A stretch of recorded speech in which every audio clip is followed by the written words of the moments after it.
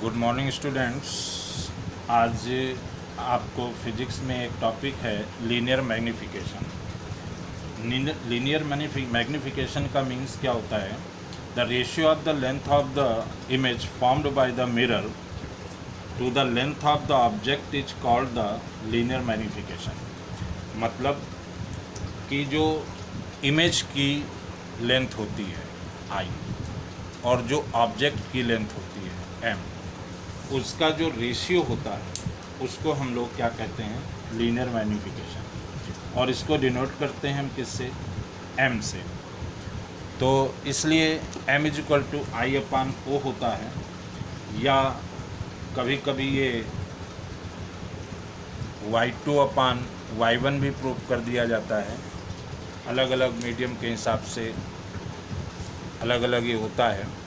तो m is equal to I upon O is equal to y2 upon y1 same चीज़ है। इसी फार्मूले को आज हम डेरिवेट करेंगे।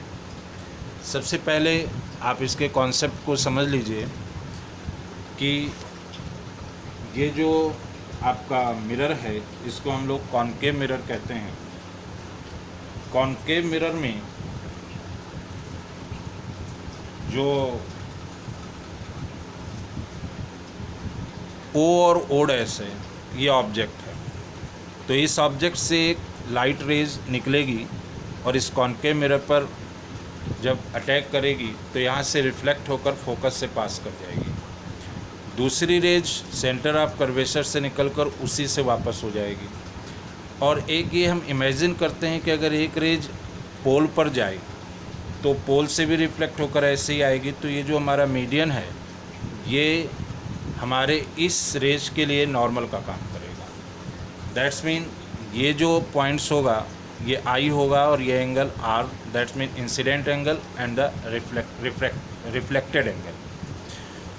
तो इसी मेथड से हम इसको सॉल्व करेंगे। किस तरीके से करेंगे समझने की कोशिश करिए।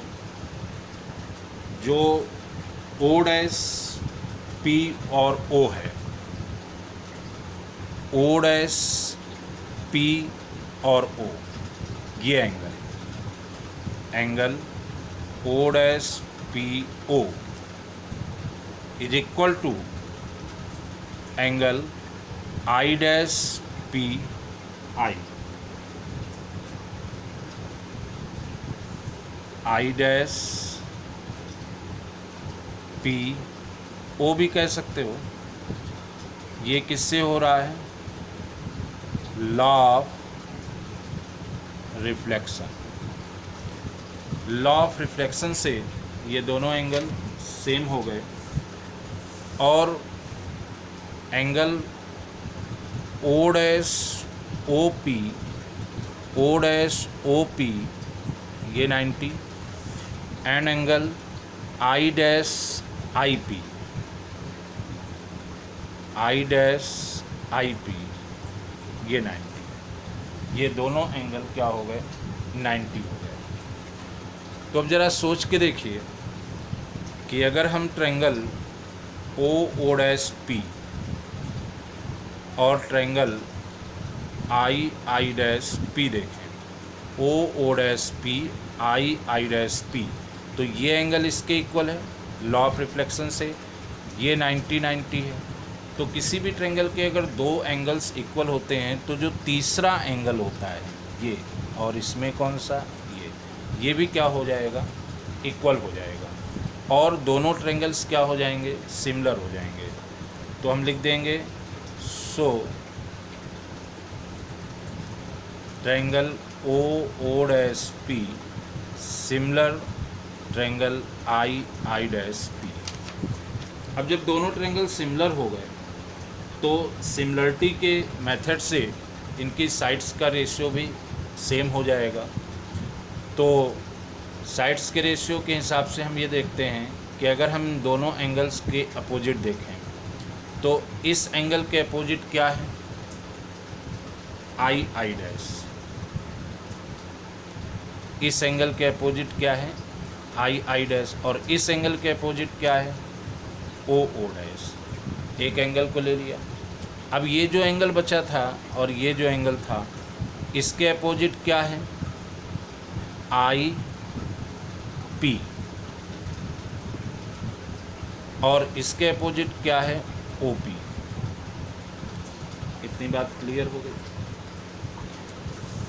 अब जरा हम लेट कर लेते हैं कि ये जो आई डैश है इसको y2 कर लें, और ओ डैश है इसे y1 कर लें। लेंथ है, और आपको मालूम है कि ऑब्जेक्ट की डिस्टेंस पोल से जो OP है वो U होती है, और जो IP है वो V होती है, लेकिन ये दोनों ही माइनस में होती है, क्योंकि मिरर के इस तरफ जितनी भी चीज़ें होती हैं वो माइनस की, उस तरफ जितनी चीज़ें होती हैं वो प्लस की, इस लाइन के ऊपर जितनी होती है वो प्लस की, और इस तरफ जो होती हैं वो काहे की होती हैं, माइनस की।